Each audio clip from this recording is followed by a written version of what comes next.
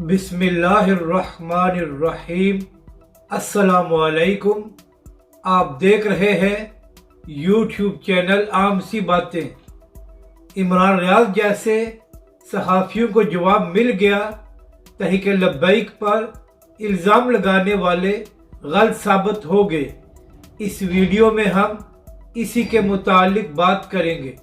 नाज़रीन कराम, जब से इमरान खान साहब की हुकूमत ख़त्म हुई है तो उस वक्त से वो सहाफ़ी जो पीटीआई की बी टीम है मुसलसल सोशल मीडिया पर एक ही बात कर रहे हैं कि आने वाले वक्त में तहरीक लब्बैक और नून लीग का सियासी इत्तेहाद होगा और ये लोग मिलकर इलेक्शन लड़ेंगे। हालांकि अल्लामा साद हुसैन रिज़वी कई बार ये बात कह चुके हैं कि जिन लोगों ने खत्म नबूवत के हल्फनामे पर डाका डाला था उनसे कभी भी इत्तेहाद नहीं हो सकता, मगर इसके बावजूद ये लोग इन झूठे इल्ज़ामात से बाज नहीं आते। तो नाज़रीन कराम, अगले महीने पंजाब की 20 नशिस्तों पर ज़िमनी इंतखाबात होने जा रहे हैं।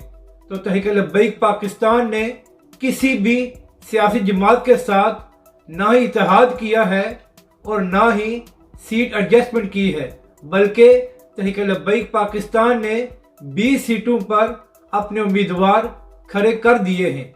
तो यकीनन अब इमरान रियाज खान जैसे सहाफ़ियों को जवाब मिल गया होगा कि तहरीक लब्बैक किसी के साथ इत्तेहाद नहीं करेगी।